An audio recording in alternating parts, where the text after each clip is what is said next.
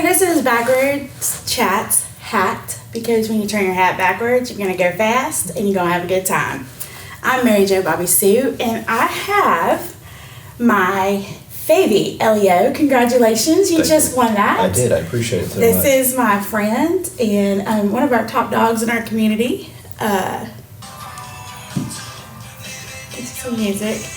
Mr. Andrew Hobbs. He is one of the chief deputies at Escambia County Sheriff's Office. Oh, thank you. How long have you been with the Sheriff's Office? 21 years this month. And where did you start out?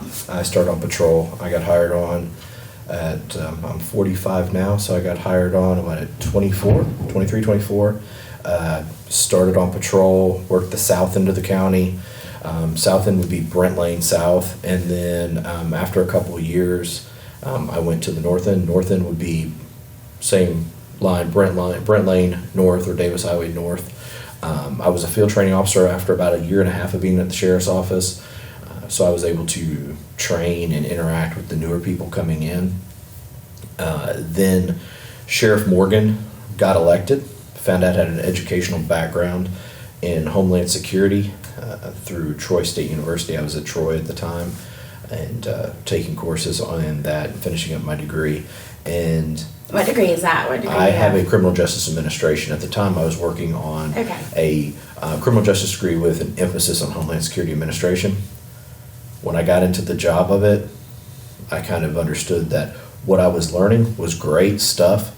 It was more about terrorism, counterterrorism, the history of terrorist organizations, but it wasn't truly the things that were going to help me help our community. Like when you're dealing with Homeland Security in a local setting, you're talking about disaster response. You're talking about chemical spills. You're talking about dive teams. You're talking about the Marine unit. You're talking about food distributions and points of distributions during disasters. So it was more FEMA heavy. So I dove into that, started taking FEMA courses and learning that portion of Homeland Security. So I got moved into that position when Sheriff Morgan removed everyone that was there. There was civilian directors, there was sergeants, there was lieutenants, things like that. So I was brought down there when all those people were let go or removed from their positions to really take over that. At that position, I served as the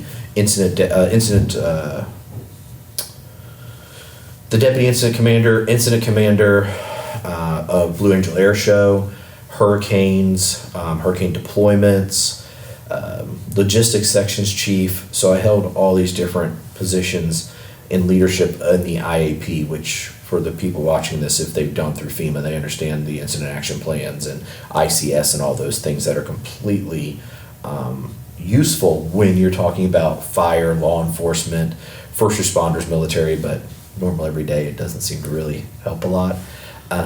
So during that time, I was also assigned to take over dispatch and then public information. So I was asked to take over the PIO functions also. I had people working for me at the time, civilians, and we sat down and really changed how the sheriff's office was using social media at the time. When I took over, it was before Facebook Live, it was before all those things. So I went to a couple different classes and I saw how people at the time were using Periscope and these other attempts to be their own media outlet. Boston PD was one of the ones at the time that was doing it really well.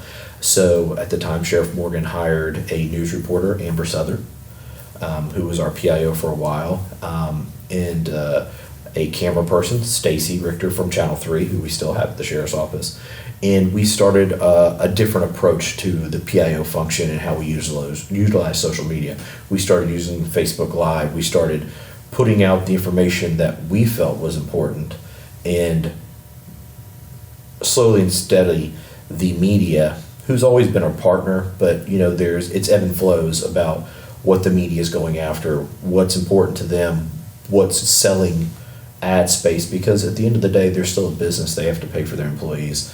So when we became our own media outlet, or really it was the beginning of transparency, really, of showing the community everything the sheriff's office was doing.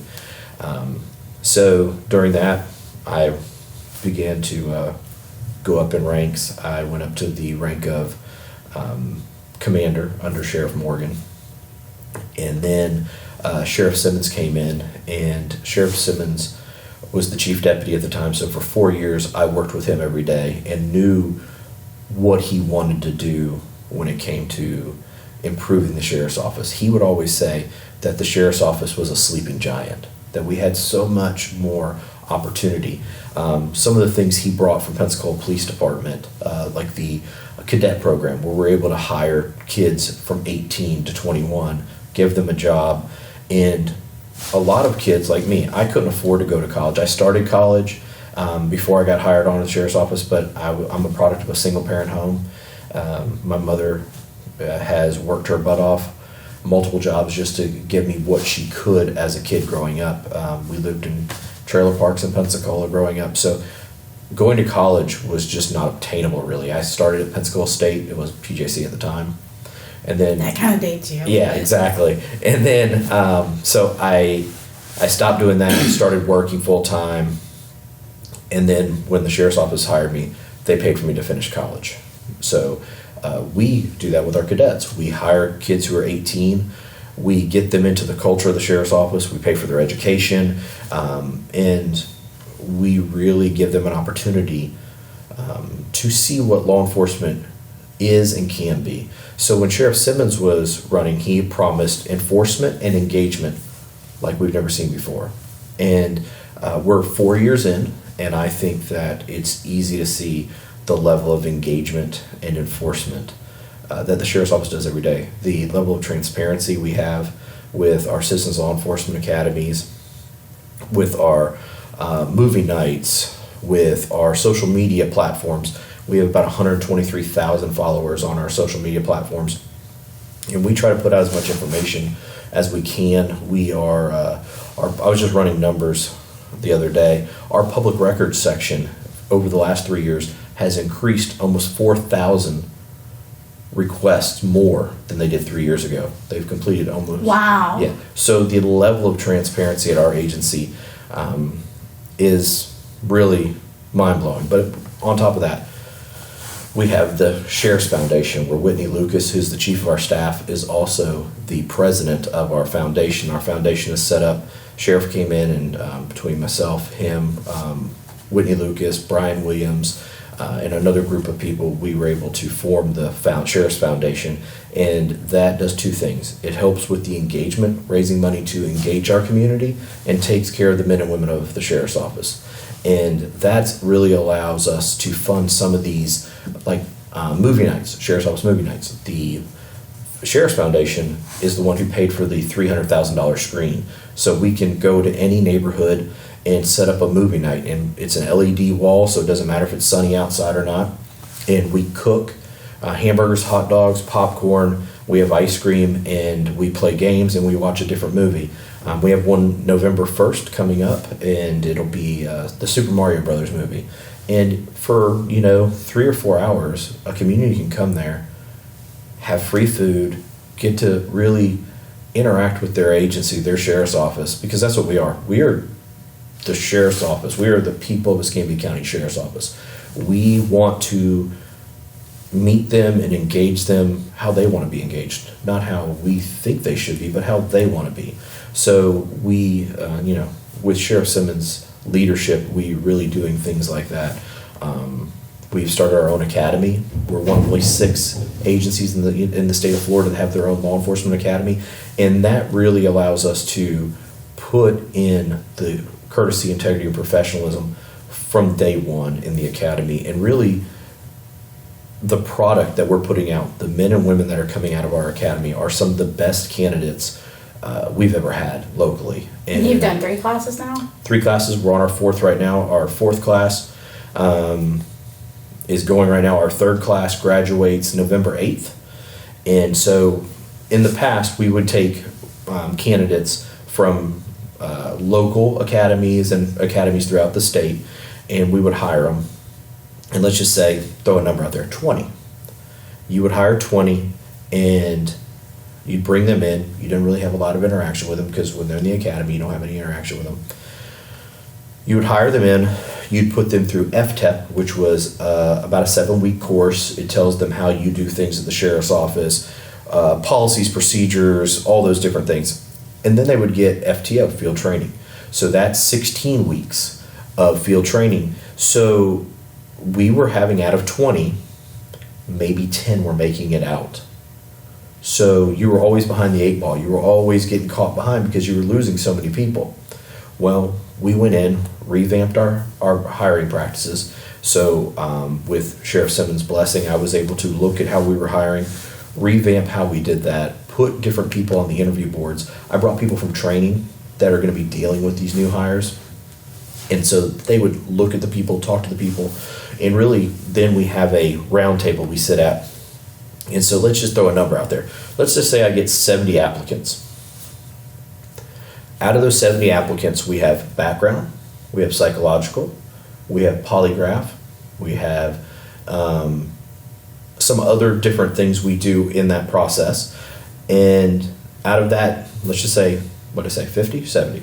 70. 70. Let's say it's 70. Out of that first process, I will have 30 left. Out of that 70, that'll pass the physical agilities test, the psychological, the background, and then the poly.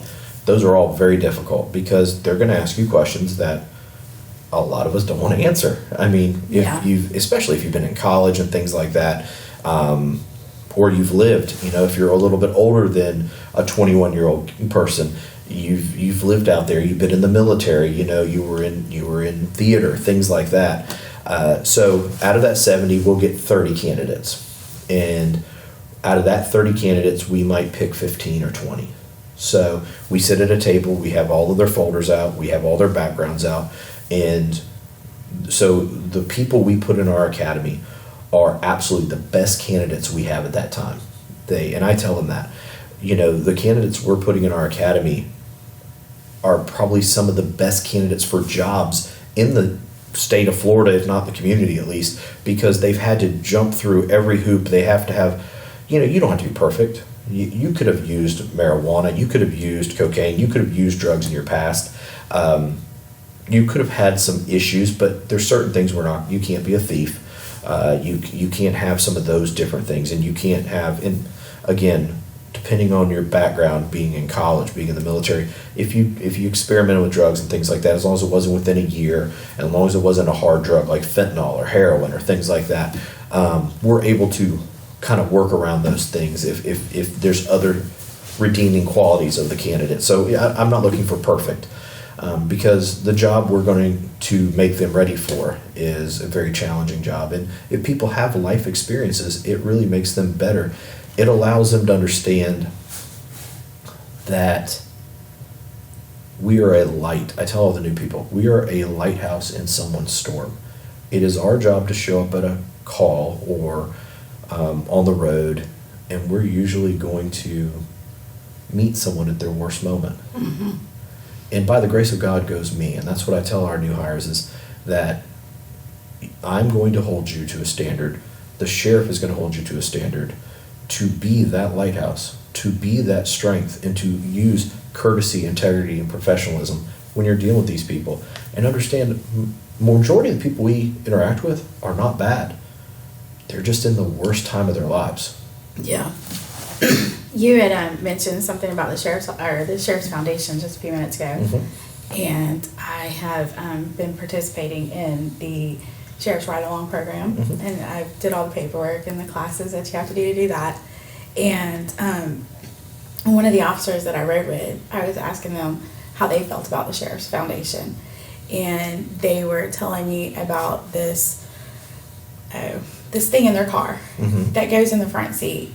But it makes it so that you can move your stuff all easy and everything. And the Sheriff's Foundation gave that to all the deputies, and they couldn't say enough good things about it because they were just very appreciative. And I was like, wow, for me, from my perspective and things I'm seeing, and even what you're saying right now, you see the action behind the words that are being said constantly, and that's really encouraging as a citizen.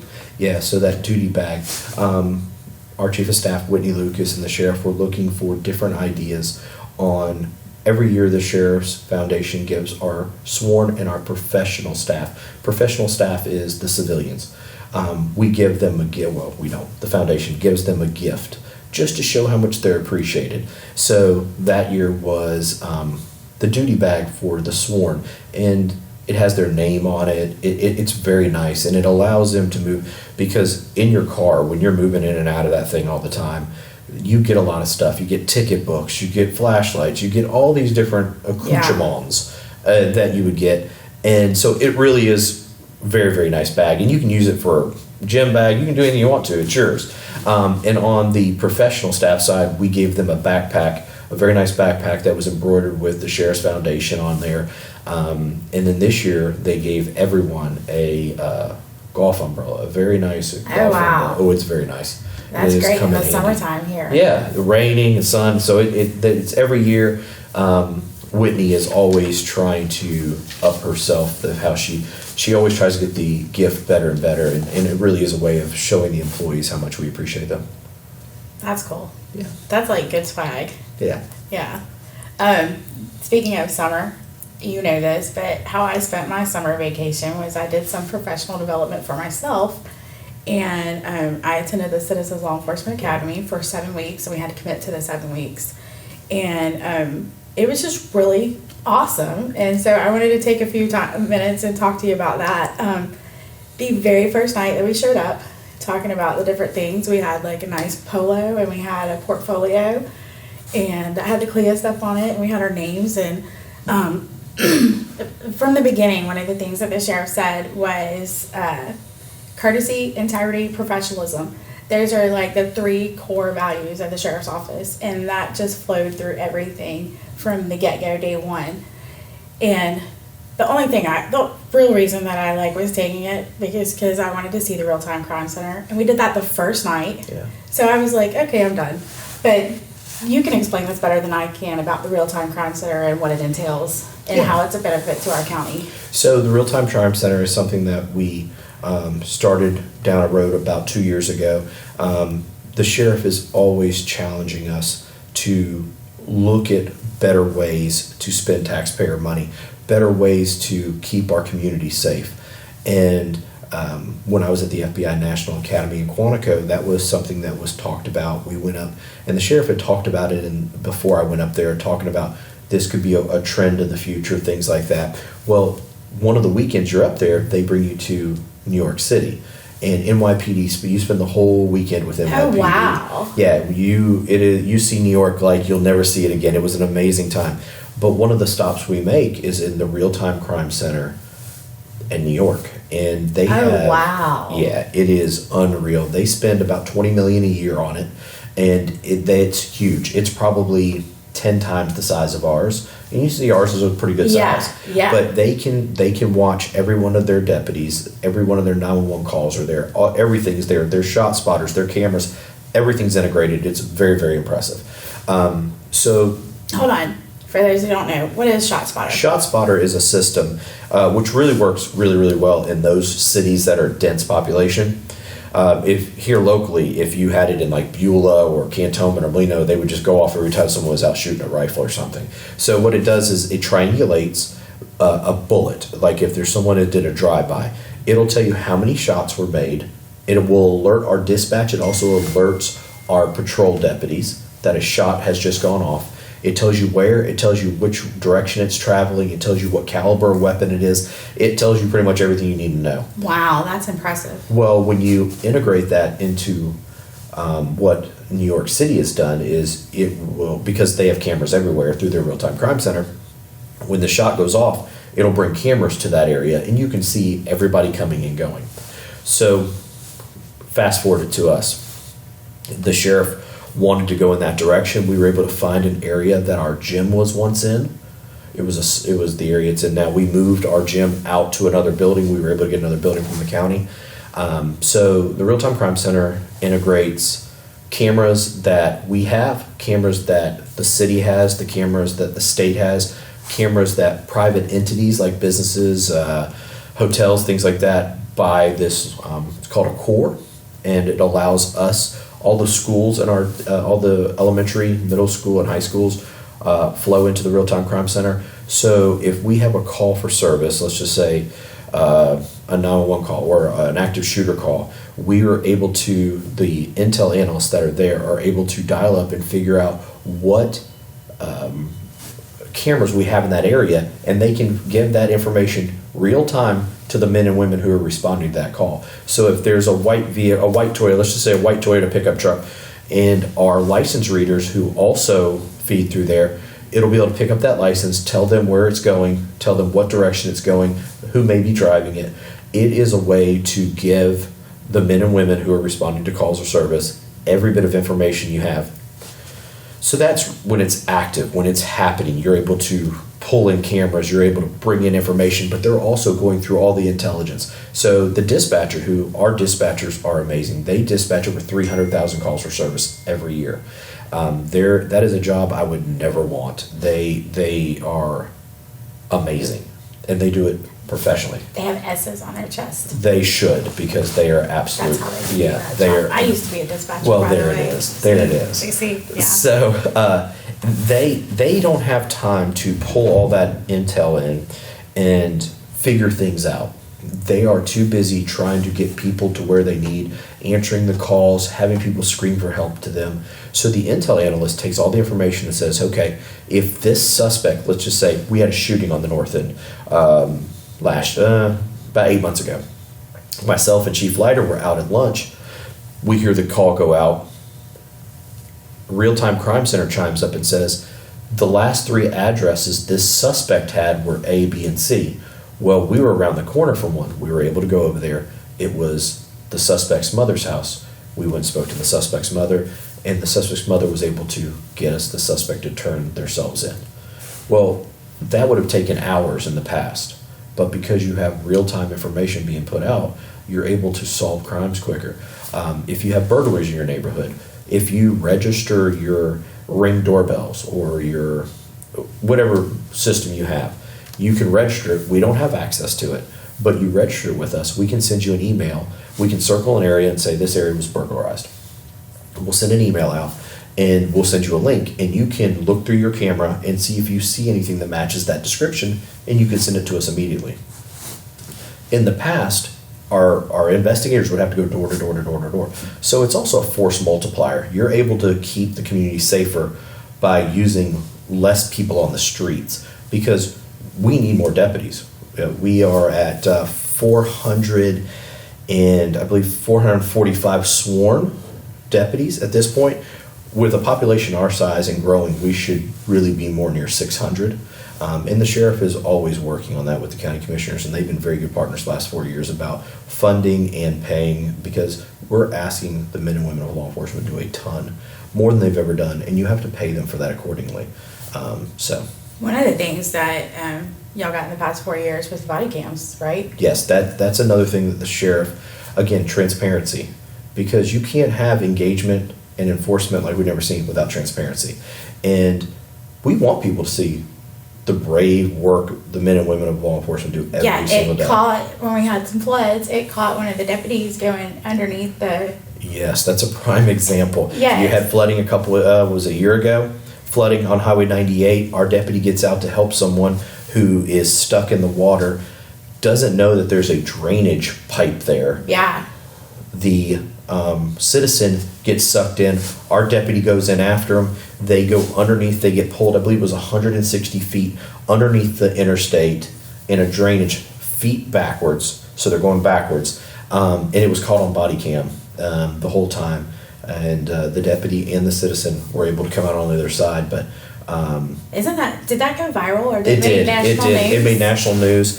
It went viral. That deputy's won multiple awards for his bravery, and he's very, very humble about it. It's funny, but to watch it is terrifying. You see him trying to help the citizen. It's at night. It's raining. The water is flooded, and he gets pulled in, and you can hear him talking to himself as he's getting pulled back, and he's very, very lucky, so as a citizen, that there was no trees or anything else in there. Yeah. Thankfully that had a positive outcome. Yeah. So Clea, back to that. One of the coolest things for Clea was was we were going through it, literally each thing that we were doing, like, that week would play out in the news and play out in real life, and it was just, like, surreal to me. Like, for instance, the week we had a static display, and we did the mounted unit, and we did canine demonstration and everything, and then, like, that week there was a serious shooting that happened in our county, so Shot Spotter and all that played out, like, you know, because I've just learned about that. But one of the dogs jumped over the bridge. Yeah, jumped off the bridge trying to get the bad guy. Yeah. Yeah. So that's the 3 suspects did a shooting off of Massachusetts, shot a 74-year-old woman, I believe it was, killed her, and then we got into a chase. They went over to the bridge over off of going into Santa Rosa County, and the bad guys tried to jump off the bridge. One jumped in the water, 2 of them jumped on land. One sadly passed away before they could be held accountable for their actions. One got away, but we were able to capture, and then the one that the dog jumped into was in the water. So, yeah. now, Clea. did the dog have water training? Is that something that, like, the dogs have had? Like, they know to jump over there, or they just need to chase the bad guy? They just know to chase the bad guy. All of our dogs can swim, but I'm telling you, that dog, we were lucky as an agency, as a community, that we didn't lose that dog, that canine, because that was a heck of a jump. Had very minor injuries, but that's what they do that. They're there to protect their handler, they're there to protect community, and they're going to go get the bad guy. And that bad guy was running, so that dog was going to go get him. And but yeah, Clea, the sheriff pushing us to be the best. Our Clea, he wanted to be immersive, he wanted it to be active, he wanted it to be like a Citizens Law Enforcement Academy that people have never seen. And that was the marching orders he gave us. And I will tell you this, he was involved in every inch of it. He would sit there and he would listen to the presentation. So we had to have our people come in and do the presentation in front of us so that people were entertained. And that was one thing, hold on, I'm sorry to interrupt. Go ahead. But each person who was talking, the portfolios of these people and, you know, their jackets, so to say, they're all impressive.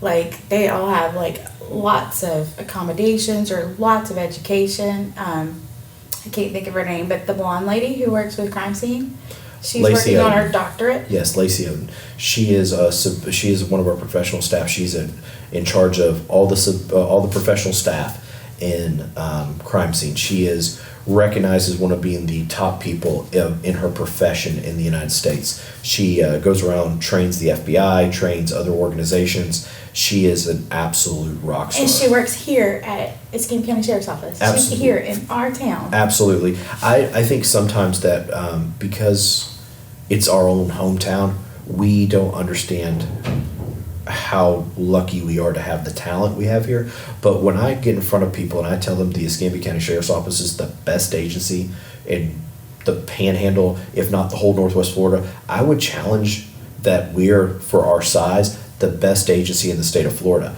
You know, there's Hillsborough, there's Orange, where they have $1 billion budget.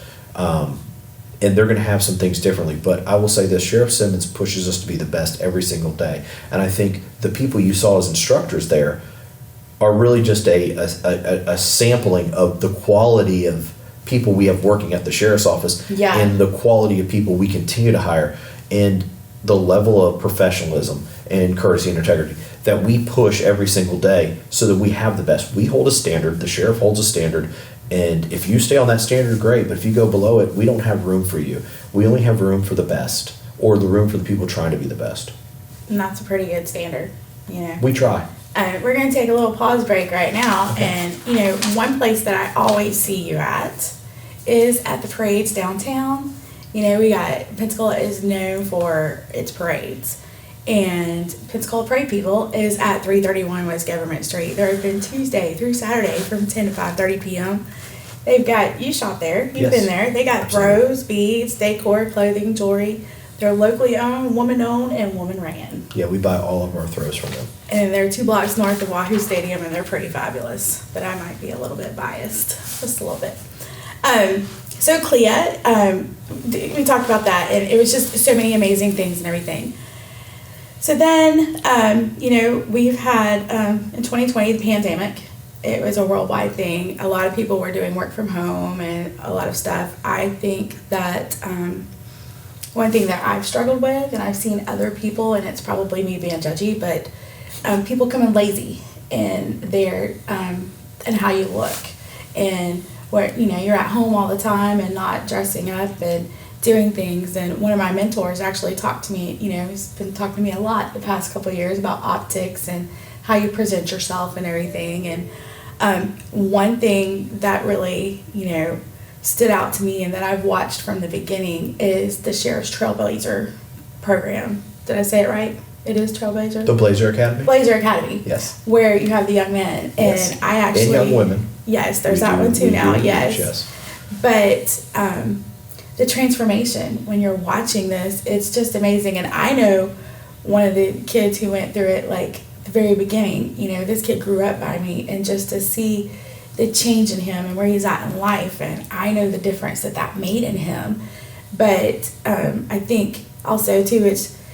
You'll teach them, like, how to tie a tie, how to wear a blazer, and it's taking that laziness and that optics and what I was just saying and just putting it all together and, teaching them what's right. Yes. The Blazer Academy is an award-winning. It's award-winning? Yeah, we won the award for the Crime Prevention Program of the Year for the state of Florida for the Blazer Academy. Oh, wow. Congratulations. Yes, thank you. It's something we're very, very proud of. Sheriff Simmons, of course, is the lead on it. He's the one that really came up with the idea, and myself, Ronnie Rivera, Delarian Wiggins, Chief Tommy Leiter, and now Commander Jeremy Small are all instructors in it on the male side.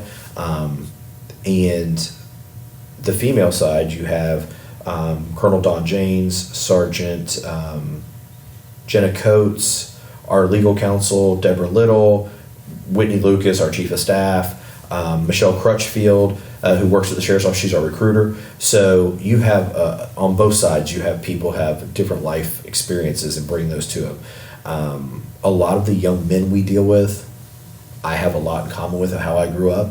And I'm able to talk to them and explain to them, like I do this little presentation and I say, we were all born, I like to put everything to sports. And I tell everybody, we were all born in the NFL draft. It just depends on what round we were picked. But just because you were picked in the 7th round doesn't mean you have to be a 7th round pick. Tom Brady's a prime example. He was a 7th round pick and he's now Tom Brady. Yeah. You don't have to allow, and that's one of the big things we talk about, you don't have to allow where you're at or where you grow up at or who's around you to really dictate who you are. And that you can make good decisions, that you can be in the men's side. We teach them how to be a man, how to have the strong conversations. But, the biggest thing is we teach them how to shake hands. We give them a confidence about themselves. We talk about hopes. We talk about dreams. We talk about goals, things that some of these young people have never even thought about. We talk about current events. We talk about local government. We talk about everything. And the biggest thing is we're there to listen. We're there to hear them and where they're at and see what's going on with them. And a lot of it is they're getting support at home, but it's different. It's different when someone at home's telling you something than that somebody outside of you. Yeah. But we stay in contact with them. Every one of our kids we stay in contact with. We give letters of recommendation if they're trying to get jobs. We're there if they want to call. They all have our cell phone numbers. Some of them are on my social media. But like a couple of years ago, right after Blazer Academy 1 or 2, one of the kids called me and says, Chief Hobbs, my cousin's not acting right. And this was during Christmas break. And he said, can you and the sheriff come by and see me and him? We get up, we go over there, and the sheriff and I spent about 2 hours with that young man, just talking to him, figuring out what was going on. That night, I get a call on my county phone, and it's this young man's mother. And she said, I don't know what you and the sheriff said to my son, but it's changed his whole outlook on things. I got chills as you said that. We're blessed to be able to have that opportunity, to have that chance. I was a part of Big Brothers Big Sisters. I was a little when I was a child, and when I was in 6th and 7th grade, I was a little. So Big Brothers Big Sisters holds a special place in my heart, and because it gave me an opportunity, it showed me different options. My mother is an amazing mother, was an amazing mother, is an amazing mother, but it's just different coming from someone else. When someone else tells you, hey, yeah, you can do this, hey, you should do this, it just looks different. We know we never want to listen to our parents, we never want to listen to our family, especially when we're kids. So it just gives us an opportunity to really step in and try to help a little bit. Wow. Wow. It's super cool. As with all of this, as everything that you were talking about, it's something that, since the summer, and something I've really truly seen probably, my whole life and this whole administration and everything, because I used to work at PPD and PFD, and I was in dispatch, so, Chief Leiter and Sheriff Simmons were over there during my time there, and so, but it's been amazing to watch our sheriff's career. And this election season, he was the first one in Escambia County history that never was unopposed. Historically, yes, he is the first unopposed sheriff in the history of the Escambia County. And that's awesome. And when you think about our sheriff, just things that you've just said just now, and he leads from the front. He does. And, I watch Tiki Talk, and there's stuff that'll pop up on there, and there's other sheriffs in the state of Florida who are a little bit more vocal about things or whatever, and when it comes to stuff and how they handle things. And I really think that he's a strong silent leader. Like, his presence just gives it off. Am I making sense? Are you catching what I'm laying down? Oh yeah, we know those sheriffs you're speaking about. The sheriff, when I go to the Florida Sheriff's Association meeting, they have 2 a year. The Florida Sheriff's Association is the largest sheriff's association in the United States. It's one of the most powerful and largest. And yes, he and I and Whitney Lucas and Tommy Leiter and Ronnie Rivera all have conversations about, he does come out hard when it's the right time. Yeah. When we have someone victimizing our citizens, things like that, he's going to come out and be a bit more vocal. But if you're too vocal, in my personal opinion, and I think his, because he is a mentor to me, he is a friend to me, I am very blessed to work for him every day. If you are extremely vocal, and I shouldn't say vocal, I should say some of it is vocal to a level of confrontation, or you're getting off of it. If you're doing it to bring eyes on it, then that's great. If you're trying to turn the light on something so people see it, that's great. But if you're getting out there just to get out there to see if you can get clicks, or you see if you can get views, or see if you can go viral, then you're really losing what I feel is the job of the sheriff's office and the sheriff, because you're losing the people you're supposed to be taking care of. And if you're supposed to be a sheriff for everyone, then be a sheriff for everyone. And so, not that any sheriffs don't do anything wrong, it's they have to know what their population needs. They need to know who they serve and how they want it. And I think that is something for both you and Sheriff Simmons, and I don't know about Chief Leiter, but you guys grew up here. Y'all are from here. This is your community. You're vested, and that's why y'all care about it so much, because you're local. We were born and raised here. We go a lot of places. We know a lot of people. That's one thing I got into law enforcement for, was so that I could help the people I grew up with, so I could help a community. My children, I live in Escambia County. My children, Granger, who is 8, he goes to school at Beulah Elementary. My daughter, Nora, she's 4, she goes to Marcus Point. She'll go to Beulah. I went to Longleaf Elementary. I went to Bellevue Middle, and I went to Pine Forest High School. So go Eagles. Yeah, the sheriff is also an Eagle. Sheriff went to Pine Forest High School also. I think he went to Bellevue Middle, but I'm not real sure. I went to Pensacola Christian. Yeah. Well, it's still in Escambia County, so yeah. So that's a great school. But you talk about, we were born and raised here. We listen to our community, and that's something I talk about all the time. Is the sheriff is so open and accessible, and can be met with and talked to. So in some communities, and we're talking about some of these sheriffs, Grady Judd is world known. and he is very upfront, very strong, but that's what his community wants and needs. Then you have, Hillsborough County Sheriff Chad Grontrester, which is a little more like Sheriff Simmons, a little more reserved, a little more strong, silent type, comes up hard when he needs to, but knows what the community needs and wants. Over the summer, I was going to the beach. I don't remember exactly what the sign said, but I think it was around spring break or whatever, but it was something along the line, you better behave. Yes, I believe the sign said, you need to behave or leave our beach. Exactly, and it's just like that. You can behave or you can leave. Yeah, you can be strong and still be courtesy, integrity, and professionalism. Yes. You can be strong and professional. You can be strong and kind. You can use common sense and decency. These are things Sheriff Simmons says every single day to us. Common sense and decency, courtesy, integrity, and professionalism. And yeah, so the TikTok and all those other things, every sheriff has to do it the way their community wants them to do it, and their community needs it. And Sheriff Simmons is, again, like you said, raised here. He was born in Iceland in a military base. Then they moved here. His whole childhood and was here. He knows or has an idea of what our community expects from him and expects from all of us. And I think that's another reason why it makes him such a great leader. Yeah, and you've just, been fortunate to be there with him. Tell me this, though. When he came in 4 years ago as the sheriff, one thing I think that y'all did was change the badges. We did, because we are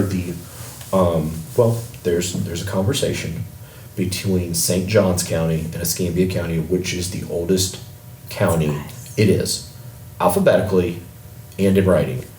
I had to explain to the St. Johns County Sheriff one day that historically we are the first county in the first sheriff's office in the state of Florida. So we are the oldest in the state of Florida. So we had our badge made to recognize that. It looked kind of like an Old West badge, and then y'all got like the cowboy hats. And we wear boots that y'all can we wear Stetsons, black Stetsons, on parades and things like that. If we're in dress uniform, we can wear the black Stetsons. It gives a bit of a look to it, a little, a little swag, a little. It does. People from Yellowstone. You know what I'm talking about? It gives that rip vibe. Yes, yeah, it does. It gives it a different vibe because sheriff's offices in back in the day were lawmen. I mean, they were like the Texas Rangers and things like that. So, and honestly, before Sheriff Simmons took office, I had a cowboy hat, but I very rarely wore it. I had cowboy boots, I very rarely wore them. But cowboy boots are very, very functional, and they give you a little more height. So I'm at 6'2" without them, about 6'3.5" with them, so it gives me a little more height. I really think it gives like that Doc Holliday vibe. It gives you a bit of a swagger to how you walk. In the black Stetsons, the sheriff will switch it out sometimes too, where you'll see him at the rodeos and stuff. Sometimes he'll put a white Stetson and a white hat on. So it gives a look. It gives, people really seem to like them. Like when we're at parades and things, people are always talking about them. I think it's because we're in the South and we love all that. Speaking of, one thing that I have been really trying to wrap my mind around lately is, and I've had lots of conversations, is the good old boys and the good old boy system.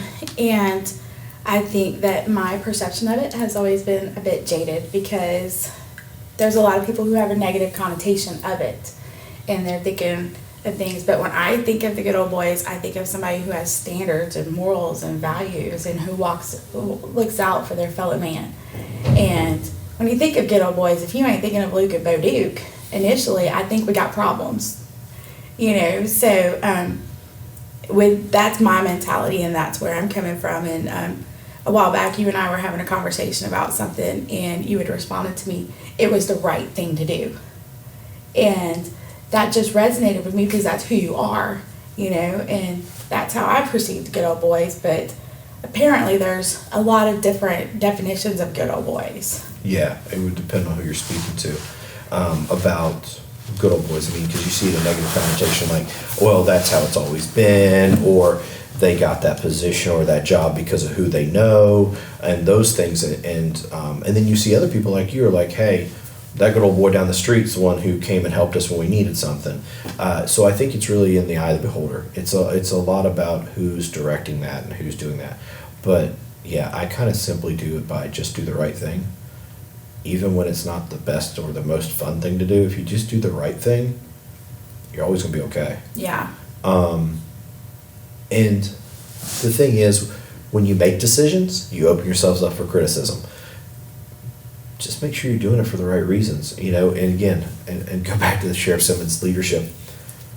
Common sense and decency. If you're doing it with common sense, and you're doing it with decency, and you're doing it for the right reasons, then let them criticize you. Let them make their comments, because people, especially with social media, everybody wants to be a professional. Everybody wants to be an expert. Everybody wants to have their opinion heard. And honestly, they deserve to have their opinion heard. It doesn't mean you have to give it validation by responding to every one of them. But if they have a feeling or an emotion they want to release about it, as long as it's not within a criminal activity, threatening schools, things like that, then they should be able to.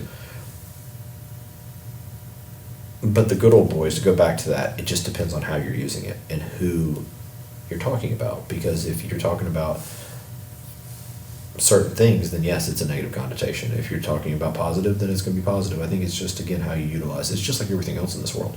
It's how it's used.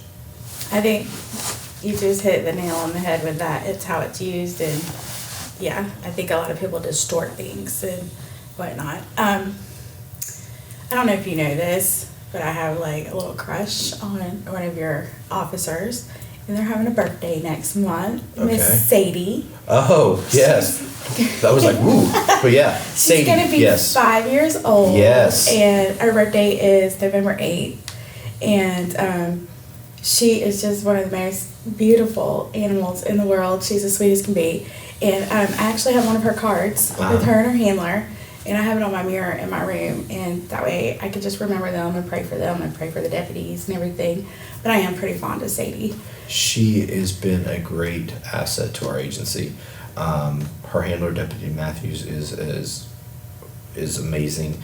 She has found people. She is a ambassador for our agency. She shows up and people love her, and at the football game last week, I saw that she had a picture in front of like some of the homecoming stuff. Oh, and I was like, go Sadie! Yeah, she's everywhere. She really has her own following, but she is such a kind dog. Like when you go and you sit there and play with her, my children love her. It really is. People are like, oh, well, bloodhound, they search. And I'm like, a lot of the things we have, is for crime fighting, finding bad guys, finding missing people. But it's also, you have to put everything in the lens of engaging your community too. So if it's a resource that does both, she can find missing children, she can find people, but she can also engage the community and be an ambassador for us. And she goes out to the schools a lot. And she does a lot almost every day. Yeah, she does a lot of things in our community. Yes. The fair started today. I'm hoping I can see her when I'm at the fair. Yes. The fair started today, and that is that. I'll be there tonight with Cat Country, but I think that that's one of the best times when I was growing up here. Is I knew it was always weird. The fair would start, I knew that Halloween was coming up, then I knew Thanksgiving was coming up, and then I would know Christmas. But before the fair, St. Anne's Roundup. Oh, yeah. You would have that. Yeah. I love the gun shows and stuff that they used to have out there. Yeah, it's... yeah, but like you said, it's like the beginning, and it is. You also know the temperatures are going to drop. You're going to start getting into the final portion of high school football, the playoffs, and things like that. So it's a great time of year, but it's also a great place to come out and see each other, see our community. Like tonight, I will see people I haven't seen in years, or haven't seen them since the last fair because of how busy life is and things like that. So I just think it's a great opportunity as a community for us to share time with each other. Yeah, I'm going on next week with some of my girlfriends, and it's one of my girlfriends who she'll go look at all the exhibits with me. Oh. And so I love the exhibits. Not the chickens. I'm deathly afraid of chickens. I know it's weird, but yeah. So we're going to wrap this up, and I got 10 questions for you. Oh, goodness. Okay. And you just got to, rapid fire. Got it. Don't think about it. Okay, go. All right. Do you work out in the morning or the afternoon? 5 a.m. every morning. All right. Do you like the beach or the river better? River. What is your favorite restaurant? Ooh. Oh. Okay, pass. We'll come back to it. Okay. Are you a morning person or a night owl? Morning. Are you an iPhone or Android user? iPhone. Ugh. All right. I'm Apple everything. Something you love about Pensacola? The people. Yep. Free time, relax, what do you do? I spend time with my kids. I work a lot. People always ask me because they follow me on social media when I have time. I make time for my children and my wife. And I give everything I can to our community. And then I try to give everything else I have to my kids. And so Granger plays soccer, Nora plays soccer, so I help them do those things. And I just try to spend time with them. That's good. That means you got your priorities right. I try. Brittany or Taylor? Neither. Okay. Is the cup half full or half empty? Half full. All right. What's a song that you know all the words to? Whew. Some that aren't appropriate for this, and all of them. I mean, Garth Brooks, Dre. I mean, it would just depend on what genre we're talking about. Okay. I'm eclectic. I grew up in an eclectic area. I grew up. You're Gen X. Yeah. So I have a little bit of everything. So, yeah. Do we want to go back to my restaurant yet? Yeah. What's your favorite restaurant? I'm not real picky. If I had to just pick a place. There's so many good ones to pick. It's like, are you picking the beach? I know. Well, it would do you want depend beach? if you want seafood or you want casual or you want like you're taking. Where's your go-to lunch place? Like if you just need to get something, do what you gotta do. You're gonna sit down and eat. Where's your go-to? Saki Cafe. Saki. Uh-huh. And if you're gonna go out like for dinner, I would think like Global. If I'm going to be downtown and I just want to grab something, Doghouse Deli. If I'm on the north end, I would say Jimmy's up in Canton Molino area. So I those would be the type of places. But I do a lot of cooking at home because I'm out and about. So when I'm at home, I like to stay home. So that's cool. Well, I really sincerely appreciate your time and you taking the time to answer all these questions and do this for me. And I hope that you have a wonderful day. I appreciate it. Thank you so much. Thank you so much.